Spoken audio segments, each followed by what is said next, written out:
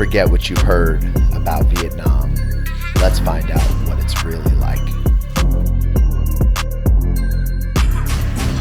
Imagine an economy that, in the span of a few decades, catapulted from one of the poorest in Asia to a growth rate of 8.02% in 2022, outpacing even the giants like India and China.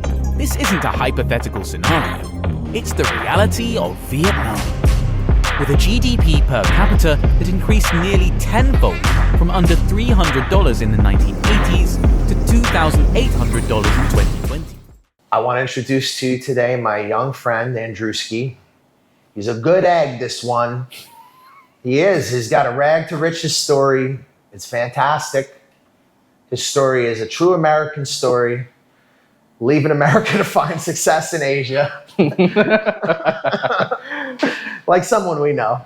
But yeah, he's a good egg. And his story is very interesting. He came from the inner city in Baltimore, pretty difficult situation. And now he is living his life out here in the big Saigon. He is going to start teaching tomorrow. So we're going to do a little exercise together today. We're going to have him kind of ask me everything that's on his mind and concerning him about what he's about to do. So normally I ask them questions and I just shut up and let them talk. And this time we're going to let him talk. I want him to tell us a little bit about his background, himself and stuff. But then we're pretty much going to have him ask me everything that he's worried about.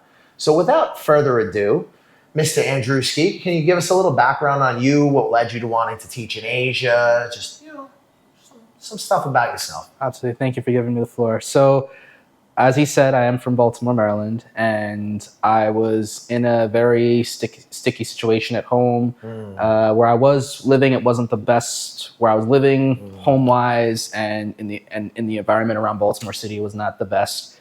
And I went to Korea actually for a while in 2023. And when I went there, I said to myself, "This is amazing. I want to stay here." And when I came back, I was so disappointed. So for the entire year from 2023 to 2024, the only thing on my mind was Asia. The only thing on my mind was just getting back to Asia. And I was going to start up some college and go back to college, but I said to myself, should this really stop me from going to Asia? Like, should college really stop me from doing what I want to do? And so one of my good buddies of mine, I've trained with him, one of my good buddies from my brethrens, he recommended me to you. And, when I had seen this, like how his service can get you into Asia, he has all the contacts, the employers, I said, this is good. I'm going to actually put the investment forward. And I'm actually glad that I did that. I'm actually very happy that I did it. Oh, bro. Thank you very much, bro. man. No, that really means a lot to me. I always like when it goes well. I'm not the kind of person who's going to sit here and tell you that every single time everything goes perfect for everybody. But if you have the right attitude, I really feel like our network can be helpful to you. I mean, obviously, if you're a total degenerate, it's harder, Andrewski here is well-spoken, he's hardworking, he's trying to learn Vietnamese, so he's very, he's very likable.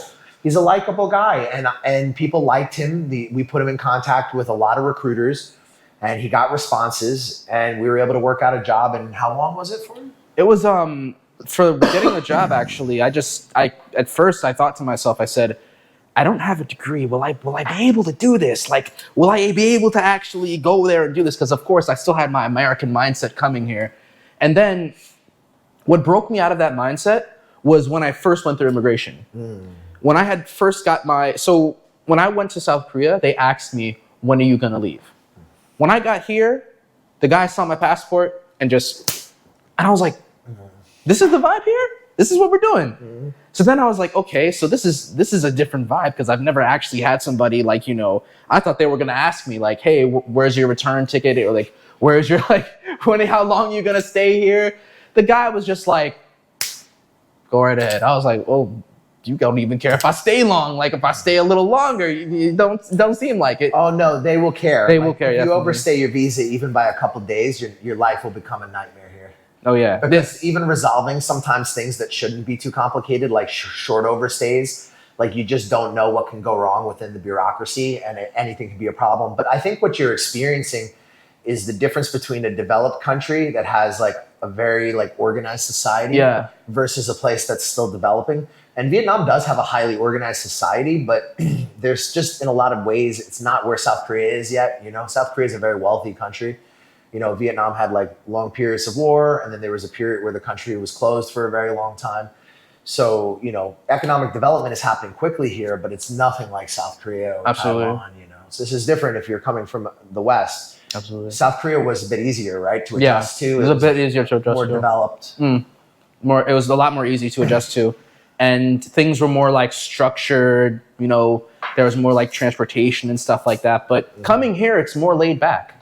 Things are more laid back. I mean, the first time I got in a Grab, it was raining hard, but I had my hands in the air like this. It was so much fun just riding through, and, you know, and it was a different experience. I never really like called an Uber or Lyft on my phone, and then a bike shows up and I just go anywhere on the bike. That was actually a cool experience. If you ever go to Phnom Penh, you do that and a tuk-tuk shows up. I know the tuk-tuk shows up. I've ridden the tuk-tuk when I was doing my border run, but I was like, I prefer the tuk-tuk is better in Phnom Penh than it would be by the border, because in Phnom Penh there's like a lot of different ones. There's like electric tuk-tuk, there's like the wooden tuk-tuk, and for the price of the motorbike you can fit 3 people. Right. Oh, that's right. It's also safer, so it's like lower to the ground.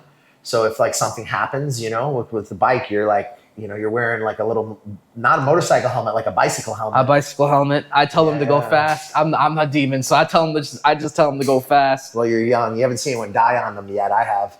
I seen a South African kid get fucking.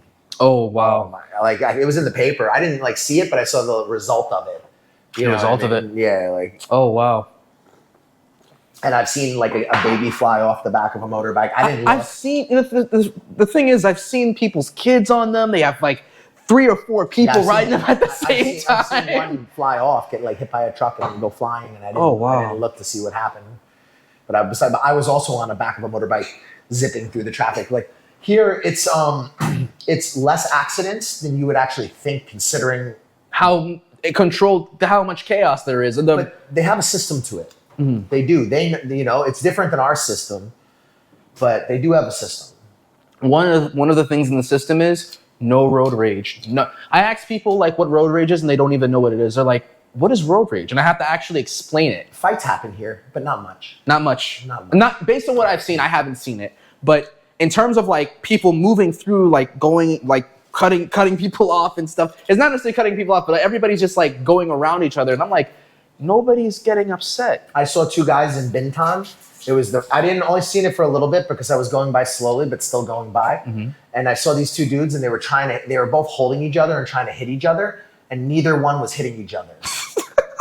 They were just like they were like swinging, but like I don't know if they were purposely missing, but both of them were missing, and they were like it was just one of these situations that like the baby flying off the bike, like sometimes the things you see when you're driving on the back of there, because like if you're driving yourself, you're a little more focused like on the road.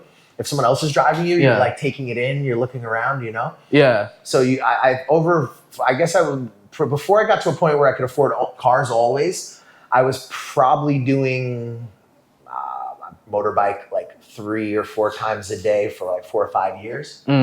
So I would say, like, I don't want you to think like I see these things all the time, but in 4 or 5 years, I've seen a few like horrific events on the motorbikes. I've heard somebody say that they've seen somebody get hit by a truck, and even when I was riding one night, there was actually a close call I almost saw with a truck, and I was like, wow. Well, that's what happened to that South African kid. He was on the Tao Dien Bridge going from Bintan to District 2, and supposedly he was driving on the wrong side of the road like the Vietnamese do. But, you know, you're not Vietnamese. Like, you know what I mean? They know this country and the traffic and how things work in a way that you, even if you're a good driver as a foreigner, may not, you know? They've been doing it for years. They grew up on it. They grew up on the bike. Of course. Yeah, the way that in the West, like some kid gets taken to school by his parents, it's the motorbike. Here's the motorbike, definitely. Yeah. It's definitely the motorbike. And it's not even just the motorbike. It's just like the whole family's on the bike. You see the kid, you see the daughter in between. The father's driving the bike in the front, daughter's right behind him, baby's right there, and then the mom's in the back, and she can be pregnant. And I'm just like, it's everybody, the whole family is taking the bike. Oh, definitely. So would you say that but you come from one of the easily most violent cities in America. Would you say that this feels much more safe to you? Of course, definitely. Just in terms of street crime, not traffic crime. I mean, when you don't have a dog barking at you, don't watch out for some of the dogs. They bark at you sometimes. Mm-hmm. But in terms of like, just walking around at night and putting my earbuds in my ears, I don't have to worry about anything. Like, I don't have to worry about somebody running up to me and, like doing something. Like that's completely gone here. It's all opportunistic snatch and grab. Yeah. If you're lazy with your phone, it's gone. Yeah, I always watch my phone when I'm around. I personally haven't had it happen to me. It can though. But I've had people warn me about it. Yeah, all the time here. And I always like watch my phone, and fortunately it's not on my wrist now. They work in gangs here, they're organized, so they'll have like a lookout, a spotter, and then they'll have people who come up and like just try to distract you and like, or sometimes they don't even need to, it's just opportunistic, like they see it and they go. But again, the chances of someone like actually physically threatening you is very little. It's very little. People they're very nice here. They're pretty chill. They're very chill here. They're pretty chill. I've only heard they're very chill until you piss them off. I haven't personally seen it, but I know a wise person once told me, one of my brothers told me, he said, the nicest people are the most dangerous people. Well, I guess the way you got to look at it is it's a society that has saving face. So people don't want to outwardly react. They don't want to stick out in a crowd, right? So the problem that you have then is that there's a lot of bottled up emotions. Whereas people in the West tend to say what they feel and express themselves, Vietnamese tend to do the exact opposite. So they just will be really nice to you, even if they're really mad at you, just so they don't lose face. They don't lose face. Yeah, so there's a situation where a lot of times, like people who are coming into the industry teaching, they really misunderstand the Vietnamese because they just think everyone's really nice, but they don't really understand that how the people there are actually thinking about you. Like sometimes, yeah, they're nice and it's legitimate. They really like you. Other times they're nice and they don't like you at all.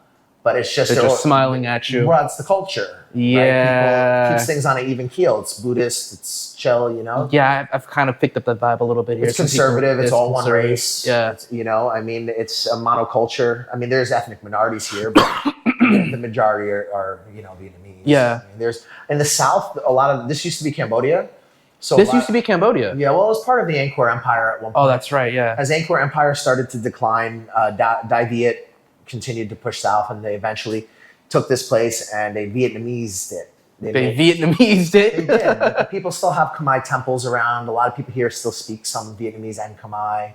Oh, really? A lot of people here who are from Mekong Delta, they'll often speak Khmer. So, and if you go over to the Vietnamese side where you were in Bevet, there'll be a lot of Khmer people who speak Vietnamese and have family on both sides. Yeah, I've seen some. There was a couple there. There's a lot of Chinese that have lived in Vietnamese for generations. So they're Chinese, but they're Vietnamese. So there is some diversity here, but it's largely a monoculture, and people, they behave in the interest of society rather than the interest of the individual. And this can be really hard for foreigners, right? So today is a big day for Mr. Andruski. Today is the last day before he goes and teaches. So he's going to go teach our teacher tomorrow to the youth. So I'm going to do a little exercise tonight with Mr. Andruski that I think will be very entertaining, okay? So he's going to ask me anything he wants to know about teaching, and I will do my best to answer it honestly. Okay. All right, lead me into your concerns. One of my concerns is really like the business culture. Like, I know how like everybody, they keep things quiet. But if somebody doesn't like you, the employer doesn't like you, they'll say, oh yeah, it's fine, everything's good. Meanwhile, right behind your back, they're like, oh yeah, he wasn't good. They were just lying to you. Does that happen here or no? All the time. All the time? Constantly. Oh, wow. That's exactly how it's going to happen. If someone doesn't like you, I mean, you might get a feel for it if they really don't like you, but most of the time, like, you'll just get like a message from your employer saying the school hates you, and they'll be all mad, and they'll message me and like, he doesn't know how to teach, which, I mean, bro, you're doing grade 1. It's like flashcards and ducks, Flashcards and ducks, hit some energy, keep them happy. Well, what my point is that a trained monkey could do it. A trained monkey could like, I could get like, one of those long tail spider monkeys, and I could probably effectively make it as good as most ESL teachers in Vietnam. I have a client we discussed earlier. He's a guy from, I believe he's from Florida, but he is Filipino. And we'll have some content, speaking to him about his experiences. He went to start teaching today, And he literally did the same thing as our client from Australia and from New Zealand and from the UK. And all of them are white kids. They're all young. They're all exactly what the Vietnamese want, right?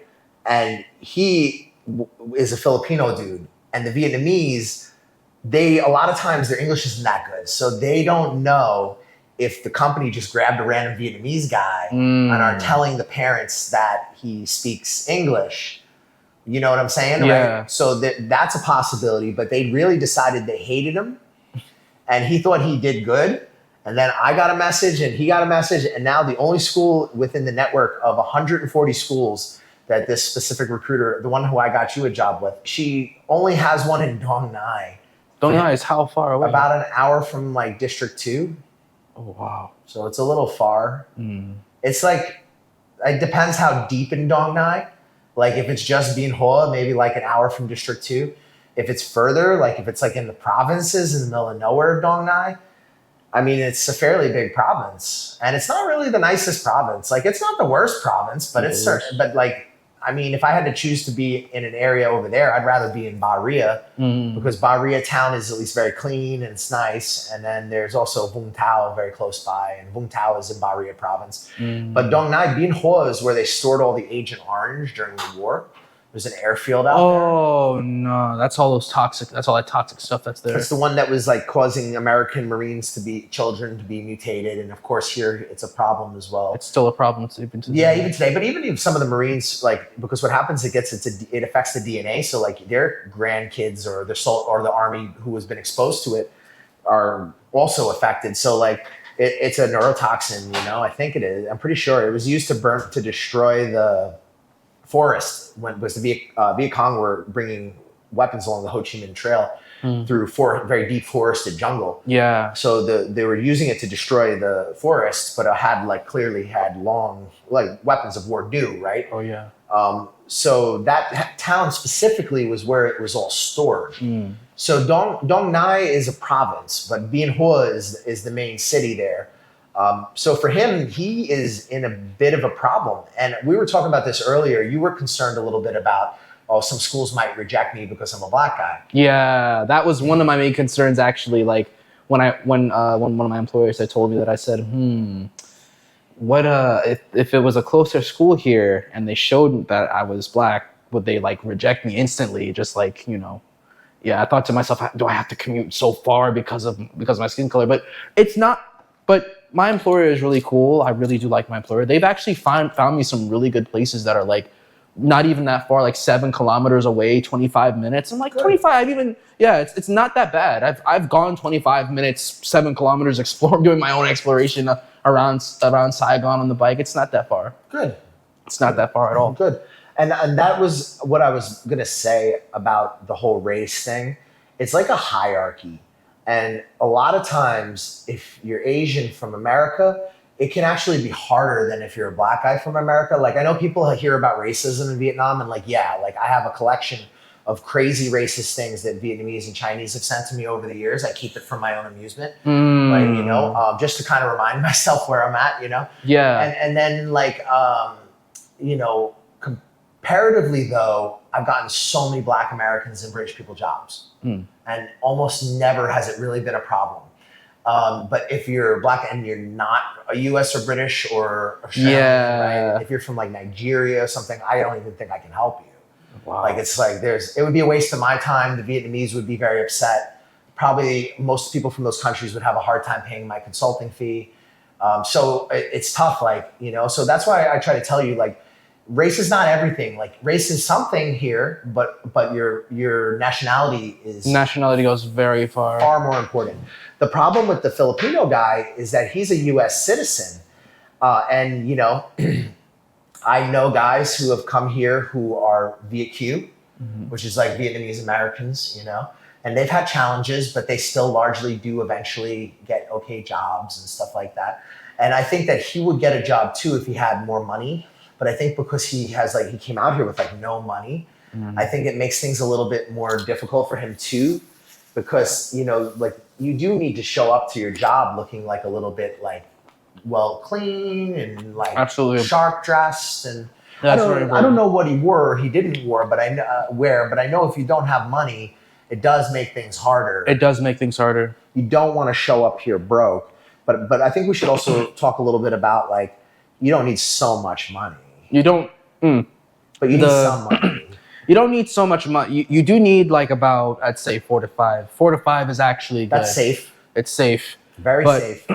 But like, you know, but in terms of like, you know, your money stretching, your money does stretch here. It does. Absolutely. Like a lot of like, you can get like cum tam for like 60 cents. You can get a banh mi for like 60 cents. Opla for like 70 cents. USD is like what? You go to the outskirts, you can get like 40 cents. 40 cents. It's just good. Wow. I've bought fruit. The only thing that's really expensive here, my favorite fruit is just grapes. Grapes is my favorite fruit. And I just ate one just now. I haven't eaten one like in over a month because the last time I bought one, they were super expensive. One of my clients his wife, she's Vietnamese. She loves me because I got her husband set up out here. So she brought me like kilos of food since I've been here. Like every day she's been sending over like baguettes, tofu, and it's all cam chai. It's vegan food. So cam chai is Vietnamese. Yeah, gum is rice, and chai is like vegan. Oh, it's vegan. So cam chai is vegan. Okay. Chai. It's like chai. Chai. Okay. Yeah, chai. Okay. It's vegan. Gum chai. I haven't had vegan Vietnamese. It looks like com che. Like if you were gonna anglicize it, you know, like if you were gonna... if you're gonna learn in Vietnamese, you have to let go of like your pronunciation. Forget the alphabet. Relearn it. It looks the same, but it's not. They have 2 Ds. They have one D that's the regular duh in English, but it's actually yuh. Or zuh, if you're from the north. Yeah, I noticed that in the north they say zuh. And then there's the other D that has the line in the middle. Mm-hmm. That one is the duh. Mm-hmm. That one's the duh. But the other, sometimes I'll read it and I'll say dung, and then I'm like, oh, it's actually Southern accent is more yuh. Yeah. Northern accent is more zuh. More zuh. Yeah. And actually Google Translate, I've used Google Translate to actually help me out. It actually is more tuned to the northern accent because sometimes I've used it and it says dung roi, like dung roi, and it'll say dung zoi. I'm like, why? Dung roi is like good job. Good job. Well done. Yeah, and then it'll say something, but because it's tuned to a different, I think it's tuned to like a different ear. One of my friends, he's a very good black belt from Hanoi. His name is up there, Zung Pham, but when he comes down here, they call him Yung. You know, so it is an interesting language. I'm not fluent, but I can get around well. I mean, I learned most of mine from talking to motorbike drivers and asking them to teach me Vietnamese. So I would get, you know, if they started asking, because typically what will happen is they're going to ask you a series of questions, and it's always going to be the same questions. Where are you from? How old are you? Are you married? Do you have kids? Yeah. How much money do you make if their English is better? How much would you? I've gotten the where are you from or what's your name. I've only gotten those two. But the thing about Vietnamese is that when you're learning it, so with me, I speak Korean. I actually use Korean to learn Vietnamese. Interesting. So I use very like the same, language. Very different language, but some of the vowels are actually very similar to, because I actually realized since I speak a little bit of Chinese and Korean. So, but some of the tones I realized as I was learning Vietnamese, the tones from Chinese are actually there. It's just, They have this one that's like this and then the other one that's like this, but they said that they actually pronounce it as ma. So I'm like, okay, so that's the same. That's uptone. It's actually the dip. It's the uptone. They have the 4 and then they have the other one. They have 6 tones. 6 tones. Yeah, I think 6 or 7. Well, it's not just 6 tones. There's of course the one that goes up, down, staccato. and then staccato. They have a staccato tone like yeah, like a kind of like period. That's the period. That's the one that's the ma, but it's actually stuck at the bottom. So I was like, oh, I actually know this. They have ones that go straight then drop. That's the difficult thing is really just having. Hard. It's hard because you have the vowels, but also the tones as well. You have the. One of my friends who is very good at Vietnamese. Shout out to Phuc Mop and his YouTube channel. The guy's brilliant. His real name's Brandon, but very brilliant guy. He gave me great advice. If you don't know the tone, say everything monotone. Monotone. Because if you try to do the tone and you get it wrong, it's worse than if you just say everything in one tone. Oh. So instead of trying to do the tone, if you're messing it up and you're having a really hard time getting it, you can get your point across sometimes just by like saying everything in a very monotone way, as long as you have your pronunciation. It's not perfect, but it works better than trying to do the tone and do it wrong. Oh, I've done the tone and done it wrong. And you do it wrong, it changes everything. They don't understand what I'm saying at all. Sometimes I try so hard. They don't understand. I joke with them. I mess with them because like I'll go up to Hanoi, and there's more people selling trinkets to tourists because of the old town and stuff. So and they'll always come to try to sell me something, and I'll say something silly like I have no money in Vietnamese. I'm poor. I'm very poor. You know, and then I get the double look, like they can't believe that the white boy just said I'm very poor. You know? I've thought about it. I said to myself, if I tell somebody that, oh, I don't have money on me right now, could it be cheaper? They're like, what do you mean? You're from America. Why wouldn't it? Why wouldn't you have money? Mm-hmm. And another thing too, speaking about that, when you come here, you have to know how to negotiate. You have to know how to negotiate prices. And even then, you're not going to get the real price. You're not going to get the real price. But even still, if you negotiate the price, they'll bump it down a little lower, smile, kind of be like, come on. But who cares? Because it's going to be cheap for you. It's going to be cheap. If you're coming from the West, even if you're paying like 3 times what you're supposed to pay in the beginning, you're still going to be cheap for you. It's still going to be better for you. And like sometimes my attitude about this kind of thing is like, I negotiate a bit like if it's an expensive product, but I don't really negotiate too much, even if I'm getting overcharged for like produce in the market, because, like to be honest, like I can afford it. It's not, and I understand that this is the mindset out here, but what it does make me do is it does, as someone who's lived in Asia now for a long time, I look at my society and I shake my head how we treat foreigners like equally with rights. And I'm not even talking about the migration stuff. I'm talking about people who come legally. They can become part of our society. They can have passports, they can own land, they can open up companies, they can eventually naturalize and become citizens in our country. And it would be illegal for us to charge them a different price than someone else based on their race or their nationality. Or where they're from. So are we suckers or are we better people? That's the, you know what I mean? Like that's something I struggle with. Like, is our Western morality, like currently I think it's being used against us. But I also think that like there is some good things about the fact that we're like we believe in this kind of fair play, like benevolence kind of idea about like egalitarianism and this kind of thing. Whereas here it's like, okay, foreigner, you pay more because you're a foreigner. You're a foreigner and you have currency. Yeah, you have big currency. You're never going to be one of us. So the only reason you're going to stay here is because you're going to give us money or make money for us. Yeah. I've actually kind of have a big dislike to what's that, Vinton Market or District 1? I kind of don't go to the touristy places anymore. Just too much. It's a bad side of the city in a lot of ways. Not all of District 1. District 1 is a very big district. There's areas that are really cool in District 1. Like my friends have like a jiu-jitsu club about 5 minutes from here in District 1 in Dachau. And Dachau has like a really like cool little neighborhood. Like that area, it's very nice. There's near to the canal, but the canal in District 1. So not far from here, like 5 minutes on a bike. There's like a vinyl bar where they play like, kind of like soul music from like the 70s and the 80s. And so there's a lot of cool stuff that happens in D1, but you kind of have to know the parts of D1 because parts of D1 are just like Boi Vien is catering to like partying, backpackers, sex tourists.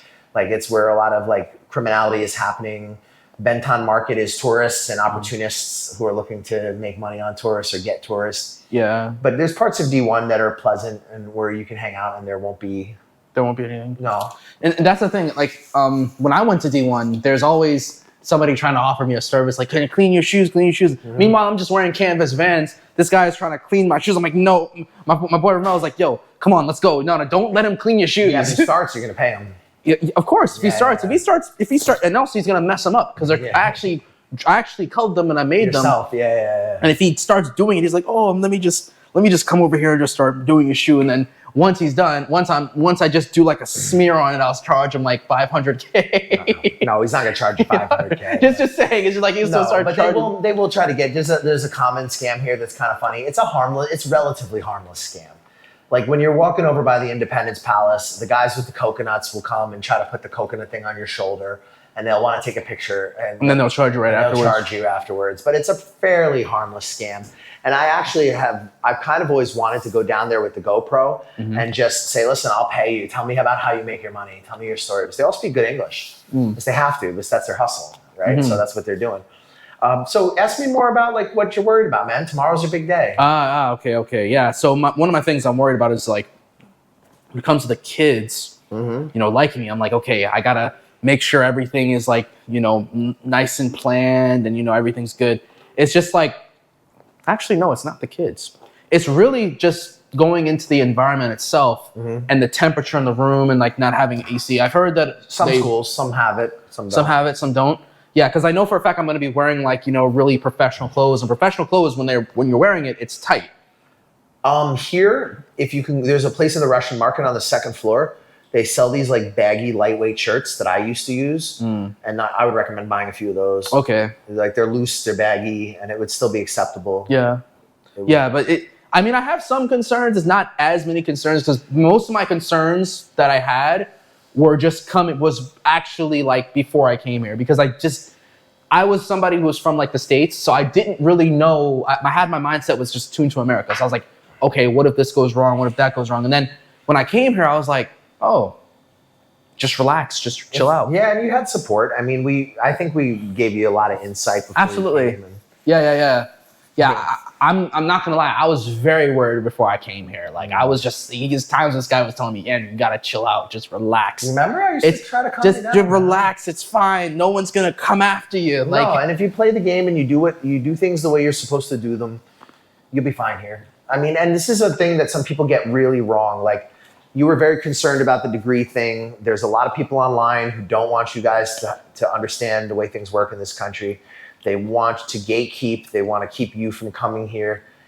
And I'm not saying it's like the easiest thing ever, right? Like clearly one of my clients is having a very hard time because he's Filipino American.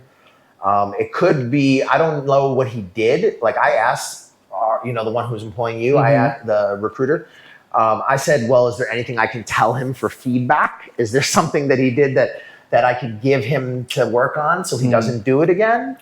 And she just didn't reply to me. And then she was all mad at me because like what happens here, guys, is like if the school doesn't like you, they may not say anything to you. They just might call your boss. And then your boss is going to act like you're a bad teacher.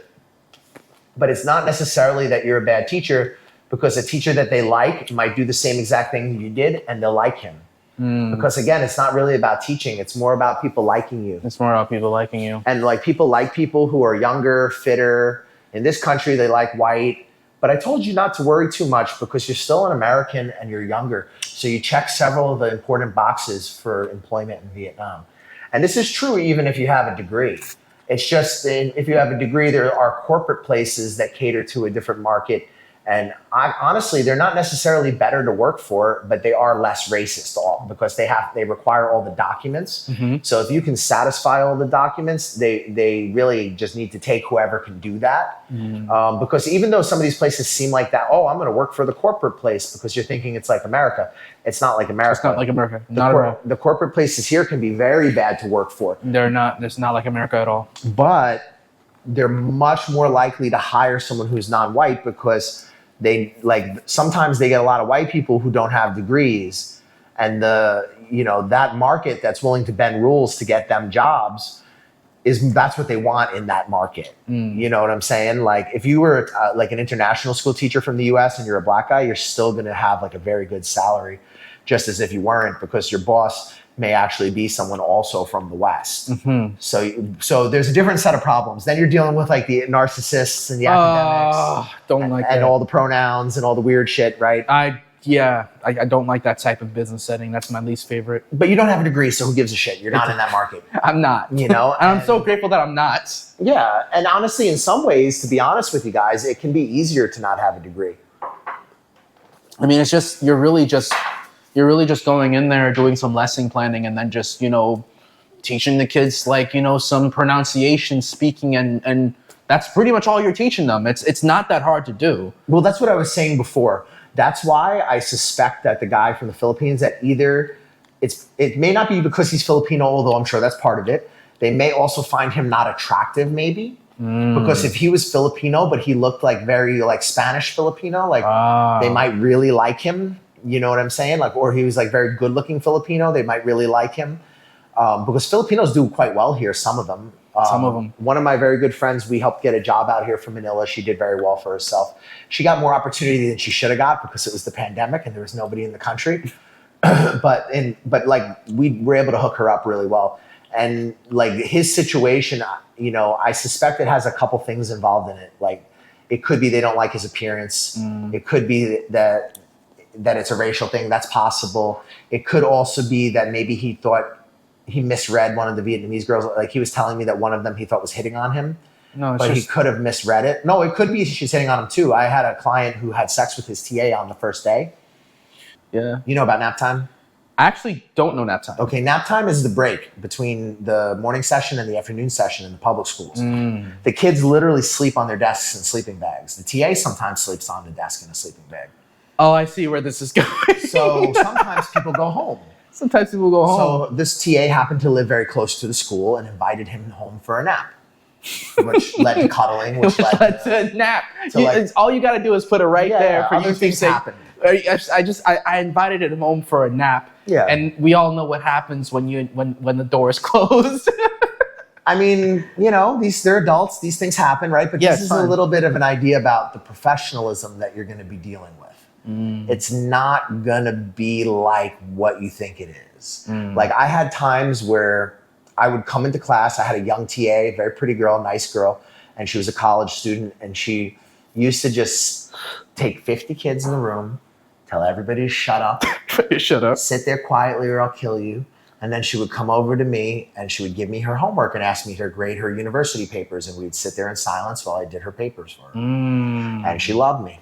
And she just, She loved me, and I never had a problem in that school. I was told that the best, that was actually one of my other concerns is the TA liking, because I heard that the TA is actually like your most important asset. Your TA in 90% of the cases is their actual Vietnamese teacher. Like their main teacher, or even their English teacher sometimes, even if their English is terrible. Oh, okay. So what ends up happening a lot of times is that there's this weird dynamic where, like, you're this foreigner who's coming in getting paid much more than them, and that you're most of the time an unqualified buffoon. Like I was certainly. I mean, I was definitely. I mean, some of these people, they're career teachers. They've been doing it for 20 years. Now, again, what you and I might consider education looks very different than what education looks like in Vietnam. Yeah. And there are things in the West that are clearly wrong with education, but there's also things here that are also very wrong. Just saying, Yeah, right. There's no society. There's no utopia. There's no like perfect place. It's just they all have it. Yeah, it's different in a way because there's nobody in America who's teaching who's making $200 a month. You know what I mean? Like, even if it's a rough life for a teacher, it's not, true. Like, they're not getting paid. It's not that rough. It's not that. It's not that right. Like, so what happens is a lot of corruption comes from that. So you'll have these TAs who are like, juicing the parents because the kids are, Junior is going to fail in English. He needs tutoring at my house. Or sometimes it's like, Teacher's Day is coming up and Little Wing is having a hard time in science, right? So if you want Little Wing to pass, you need to. So the envelope comes. The coffee. Well, it's called Cafe Ting Tien. How much coffee money? How much coffee? Or Bao Bao Nhiêu Dien. Bao Nhiêu Dien. Cafe. Cafe Bao Nhiêu Dien. Or Ting Tien Cafe. Once they say that, Ting Tien is a thing here. It's a thing here. Yeah, of course it is. I mean, it's a developing country, and they try their best to wipe it out like they do. They have all these purges. They change all these people in the government. And just like year after year, it just does not seem to get better. And I hope for them that at some point they can figure it out, because it would be nice to see a metro in Saigon. It would be nice to see. I mean, the country, since I've come here, it's developed a lot. There are some very big differences. This place is actually very nice. They have they remember yesterday I told you they actually have scan to pay. At some stores. It's a thing now. Here. Like I could actually use my phone and actually just scan to pay. Well, Cambodia, that's everything. That's like how everything is. Once you get over there, that's why I was telling you, like, Cambodia is not fun if you're like at a border town with dollars. But if you have like a Cambodian bank account where you scan to pay and you can call your rideshare apps, it's actually pretty cool. Not even just scan to pay. No, it wasn't scan to pay. It was the card on my phone. I can actually tap it. The chip pay. That's what I meant to say. Yeah. It was the chip pay but. Scan to Pay, India has, and that's a game changer. I used it the whole time I was there. UPI. Yeah. So these things, these countries are changing, and there is globalization, and there are things that people, especially in Saigon, which is a very open-minded city, the people are going to be more open here than they are in like anywhere else in Vietnam. So if you don't have degrees or documents, this is probably the best place that you can be if you're a native speaker. Like if you're a non-native speaker, you know, I don't know, it's tough. If you don't have a degree and you're a non-native speaker, if you're white and you're from Europe, it's probably okay. Or like a black and from the UK, like that would probably be okay. that works definitely. Yeah, But if you're from like, you know, Nigeria or these places, like it's very rough because there's a lot of people who will take advantage of them. They'll like take their passport, they'll not pay them, or they'll just pay them, but they'll pay them like a joke, the amount of money. Just like 2 million. Much less than no, not 2 million, but much less than Filipinos or much less than less. Oh yeah. Wow. Much less. Africans are the last ones they want. They don't want them. Because the problem is not that there isn't hardworking Africans. Like, of course, you're going to get some people who come here and they have their shit together. It's just how Asia is with this. Well, no, the problem is a lot of them overstay their visas, and a lot of the jails in Southeast Asia are full of them because a lot of people come in. Like Thailand, there's a lot of African prostitutes that go there. They've had a lot of issues with drugs where they every once in a while they'll catch Nigerians with a bunch of kilos of meth. Oh wow! You know, so people here make a very quick impression. And that impression lasts forever because their mindset is that they're thinking about that all of them, everybody. Well, because think about how they think about their own society collectively, right? Do you see what I'm saying? Yeah. They don't take people so much as it's not an individualistic Vietnamese thing. people, Nigerian people, American people. Yeah, that's the thing. That's the thing with Asia is that everybody, if one messes up, it's like the whole like. Everyone else is now like... Yeah, if you even make mild criticisms about Vietnam, I mean, Saigon you could, because everybody here is cynical like of the government and everything else. But if you do make criticisms of the country, there are definitely people who will be offended, even if they're like mild criticisms, just because that's just the mindset of the country. They take it as like insulting them whereas you and I could talk about things in America that we don't like, and we wouldn't be necessarily like we hate America. We would just have these problems with our country, right? Like that, you don't see that kind of conversation as much with the foreigners. Like some people will tell you flat out how they feel, but I mean, again, as a society, it's collective. So the behavior of a handful of people can have a big effect on how the Vietnamese view you and how they view your nationality and how the government views your nationality. It's outside influence. And like I said, race, yeah, it's part of it, but it's not the whole picture. Like, because again, if you're a black guy with a British passport, like you're still going to get a job here. Okay, some people might reject you, but somebody's going to still take you. Someone's going to bite. You're still British, like, and there are some people out there who, if you're good looking, you're younger, like they're not going to care, if you're an older guy. A smile at everybody, give me a nice big smile, and it goes a long way. Yeah, that's what I'm saying. You haven't really had as hard of a time, bro. Like that. Like I know you were worried about it, and I'm telling you, I don't think you should. I was so worried about it, man. I was like, just couldn't go to sleep over it. I was like, yo, bro, how is this gonna go? I really want this to go well. No, man. I mean, listen, I wouldn't lie to you. Like, the reason I have this business is because I try to tell people like it is. I've been doing this for a minute. I've expanded my business, but this has always been something that's been good to me, like helping people find jobs, helping people unlock Southeast Asia. Vietnam is a little more challenging than like a place like Thailand, where there's like a menu of things for you and how this works. You pay this, you get this. And Thailand has its problems too, but it's just different.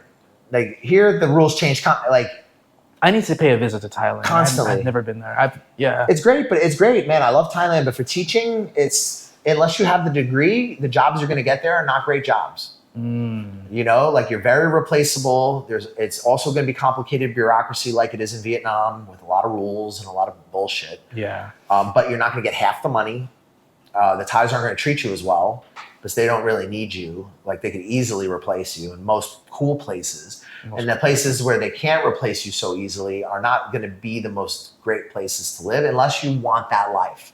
If you want that countryside life and you don't care about Western food, then it can be okay. But again, you're going to be in an environment that's like very Thai and not a lot of services that are geared towards you. That's like Western services. It's the same in Vietnam. Like there's some popular cities. Most of you are not going to get jobs in them.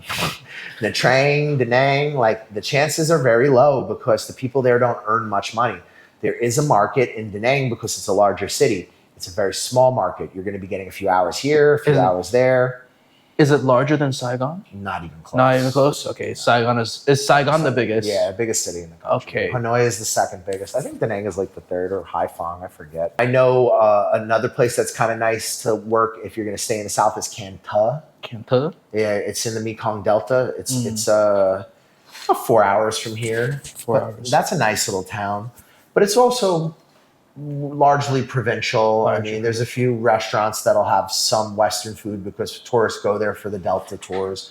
But here in Saigon, you have everything. You have the party is here. I mean, you can get anything you want delivered to your door. Yes, I've had used Grab delivery. The Grab bikes work really good. They have the convenience stores. The area that I'm in right now, like that's the thing that's a stark contrast from America is that where I came from in Baltimore, we all know how urban sprawl is. Like everything is just like you could have you could have your house next to a supermarket, but you have to go all the way around the gigantic wall of trees just to get there. Here it's like, of course, there's still some distance you have to go, but for me, I have Winmart out in front of here. I have a Come-Town place. I have a Family Mart. I have the shoe shop I can go to get. Everything is just so convenient, and that's just like very big contrast from where I come from. Well, I grew up in New York. This is like New York. Yeah, It's very similar.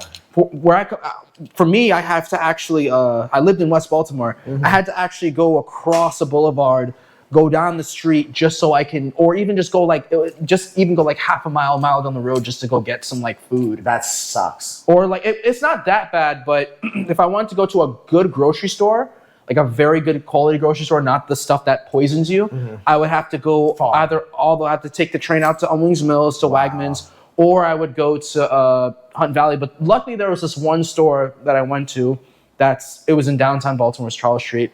But that was my prime grocery store up until I left. So it's a food desert. Yeah, pretty much. Like once you cross MLK Boulevard, the whole of West Baltimore, unless like there's like a Save-A-Lot, there's only like one Save-A-Lot, but it's pretty much a food desert. Is that where they shot a lot of The Wire? Yes. A lot of the Great filming show. locations where I lived at, yes. I actually know a lot of the filming locations. Fantastic show. Yes. But like I was saying, like with the whole thing of just going right outside my door and just getting some come time and coming back within 2 minutes, I can't do that back home. And that's the reason why that's one of the reasons why I came. I for a week I had to actually like go to another place. But then I came back here, but the place that I stayed at, it was okay. It wasn't bad, but I really missed having a lot of the stores around me. There were still stores around me. There were still other things, but I really missed like the place here, just going out and having the come time and everything. I gotta tell you, like guys, when you first come to the country, this is where we put you because I have a lady here who does short-term and long-term. So until you know where you're going to work and you want to sign a proper lease, you can stay with her in a fairly flexible way. I mean, she books out quick, so you got to let her know, but she, a little bit in advance. That's why I was recommending to one of the clients recently who was talking to me, and he was like, "Oh, can I just pay you when I get there?" And I'm like, "You can, but I mean, I actually think I can help you quite a bit before you come. Yeah. With advice on how to do your visas correctly, with places to stay when you arrive, with real estate connections that can help you find apartments if you don't want to stay here. Like say you come here, you stay in this place short term, it's clean.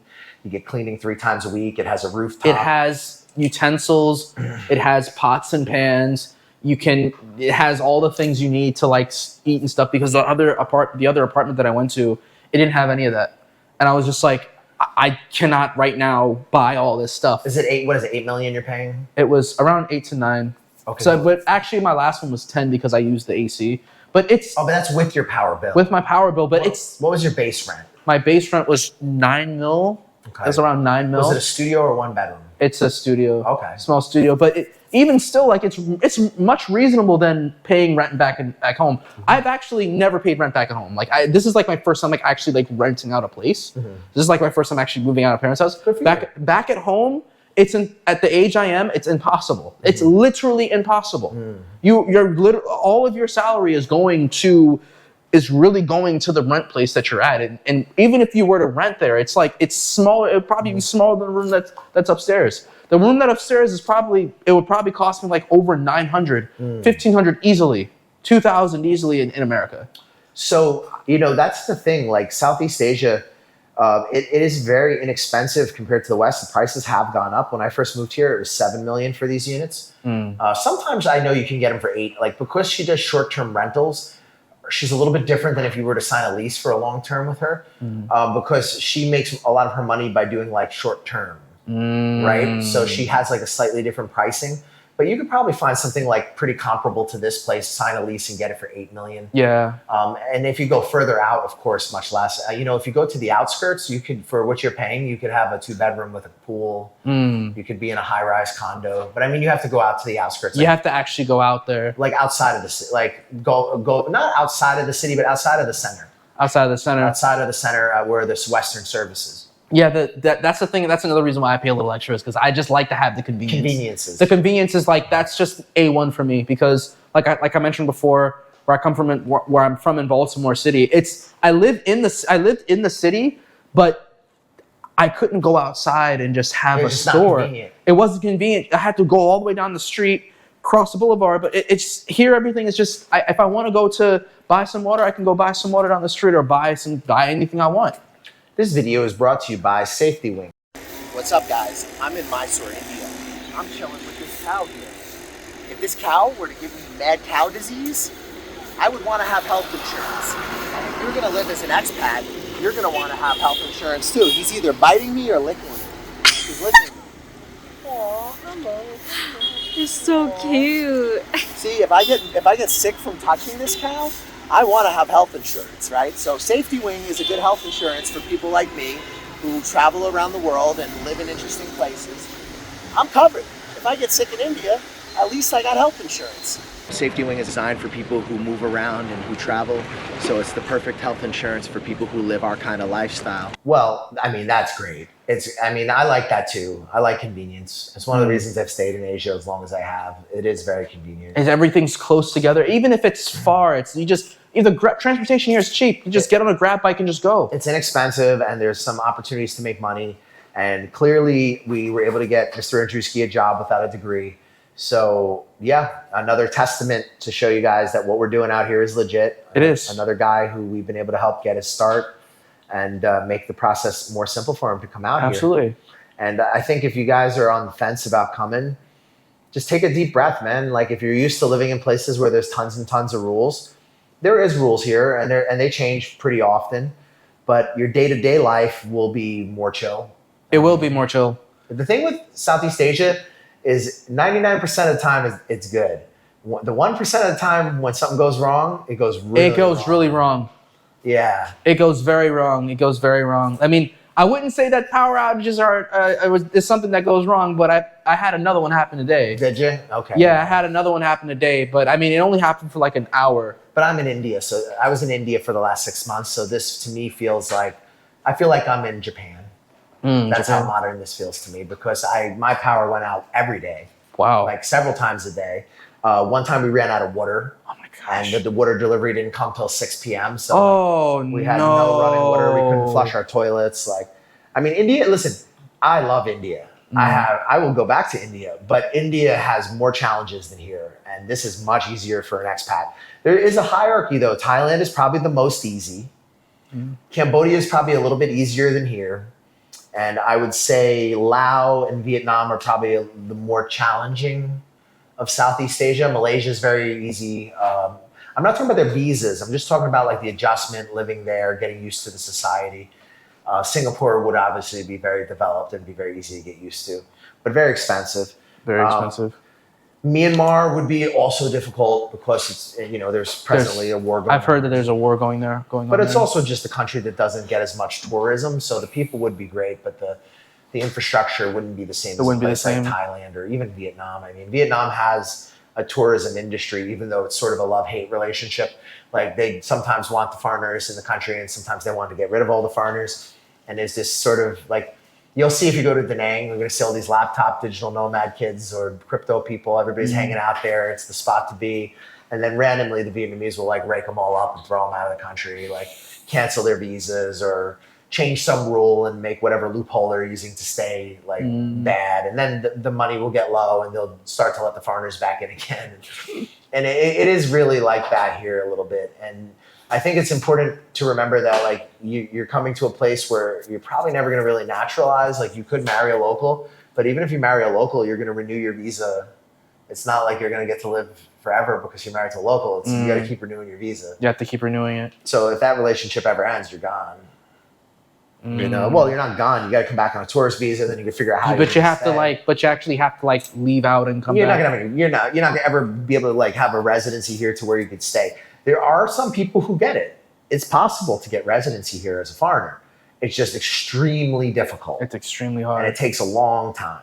It takes years. Yeah, and then in most cases, not many people does it ever happen for. It's the same. I have a friend who he has a permanent residency in Cambodia. He's met the prime minister. He became quite wealthy in Cambodia, and he could get a Cambodian passport in his circumstances. He speaks Khmer and but even for him, he's not even sure how that would play out. You know what I mean? But how legit it is? Well, because Cambodia has a second home program where in theory you're supposed to achieve some sort of a residency. But the problem, and this is sometimes the problem of people who are chronically online, just because a country has a program, how that program is actually implemented in reality is a whole different thing. And Thailand is one of those places where they make it pretty clear to you that you're not going to become part a resident. You're not going to become part of the society in most cases.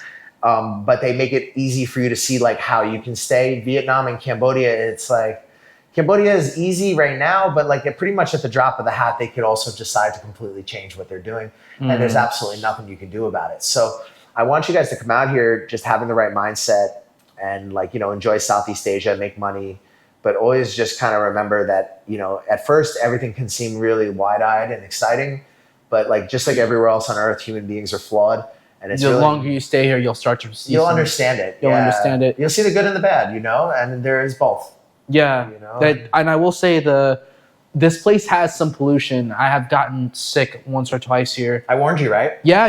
It can happen. You have to actually make sure that you're healthy and everything. That you're not you have your face covered and stuff. Bro, I hear all the time, "Oh, don't worry about it. I'm good. I never get sick." And I had this couple from Denver. They came out here. They lasted I think a month and a half before they went back to Colorado because they couldn't handle the pollution, the traffic. It's just when I'm on the there's times when I was here I couldn't even take a deep breath. Oh, yeah. I'm just and by the time I get to 25-30%, I was I can't even take a deep breath. So man, leave me with some of the last concerns you have. What are some of the things that you're worried about for the job? It's mainly just the TA and the students liking me. That's really what it really is. Because it's because I can do the best I can, but we all know how we would just discussed. If it's all the superficial things. I just don't. That's just my one thing. It's just I don't want to do this wrong thing, and then all of a sudden it's just You could just throw on some buffalo urine. Buffalo urine. It has pheromones and whatnot. Pheromones. Oh my make gosh. Make your teacher attracted to you. No, I'm only kidding. No. But honestly, I think you're going to be fine, bro. You're energetic. You're young. You're American. Yeah. It's going to be okay. And the thing is that you have to remember, right? Even if you're a black guy, you're still American, and you look like a foreigner. Yes. So if you look like my client, for example, who looks Asian, and he's American, but they may not view it that way. The parents, it's a little easier to explain to the parents, hey, America has multicultural, there's different people there. They see me, they're oh, he's definitely a foreigner. He's definitely a foreigner. Yeah, they see you and they're he's a foreigner, and they think maybe he's African, and then you say he's American, oh, and okay, American, right? They show the passport. And I like Americans generally, and you know what I mean? So whereas for him, I think it's a little bit harder because he is American, but they may not believe it. And that's real. There's a thing called Goi Dao. It's face washing. One time me and Mish tried it. And the lady, she didn't believe I was American because I didn't have blonde hair. And she was legit. She didn't believe it. Yeah, that's the thing. I've had to actually show my passport picture to a lot of the employers to make sure that they know that I'm from the States. Yeah. Because of course it's over the messages. So it's they don't really you can't face to face talk to them. So you have to actually they do. I always sent my passport picture. Even though compared to some other clients, less people responded to you than they did to other clients, more people responded to you than they did to the Filipino guy. Really? By far. So there, like I said, there's tiers to this, Tiers. So you're not in the lowest tier, brother. Okay. You're doing pretty well. So guys, I hope that gives you a little bit more insight into some of the concerns that you might have had, and also a little bit of perspective, I guess, on what it will be like to live and work here and to do business. If you are coming from a place like Denver, Colorado, and you have fresh air and you have access to clean food, maybe for you, this adjustment could be too much.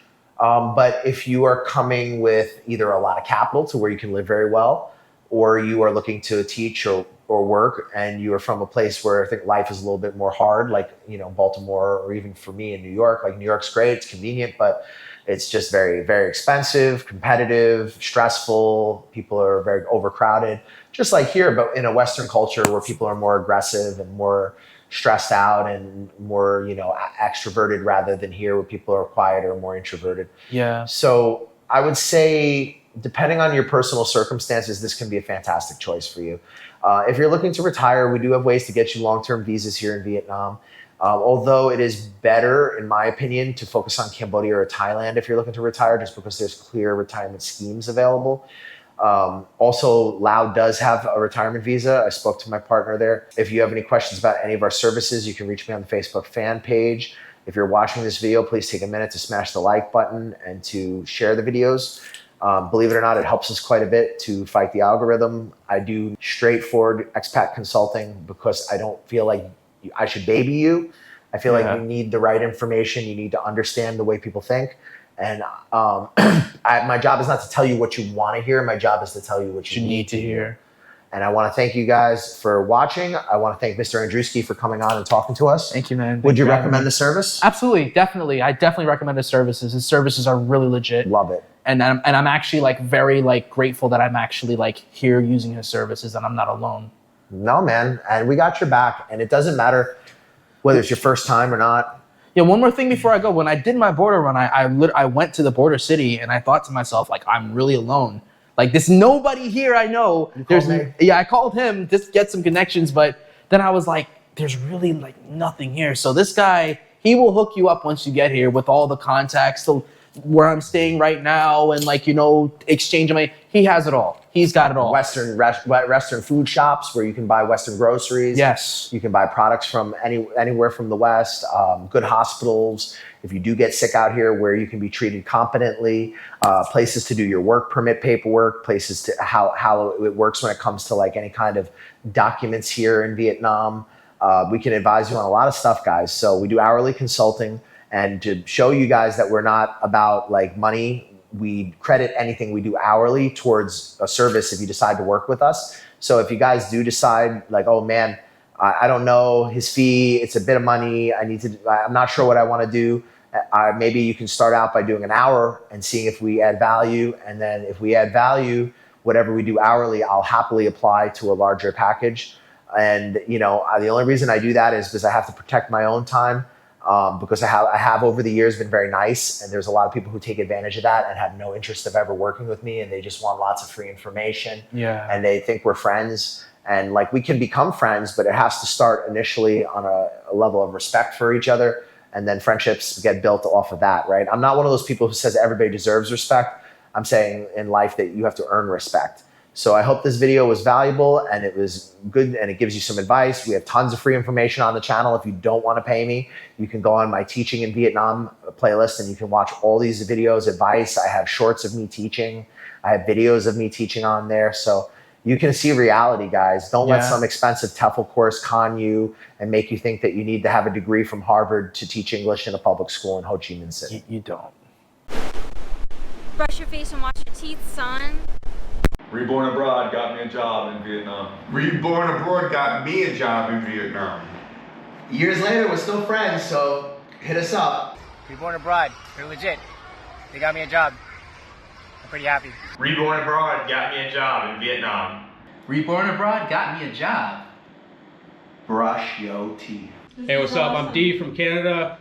Hook up with the New York Nomad if you want a smooth ride into Vietnam or any Southeast Asian countries. Hey, my name is Aaron. Get in contact with the New York Nomads. If you want to get into Vietnam, hit them up. They'll get you in securely and professionally.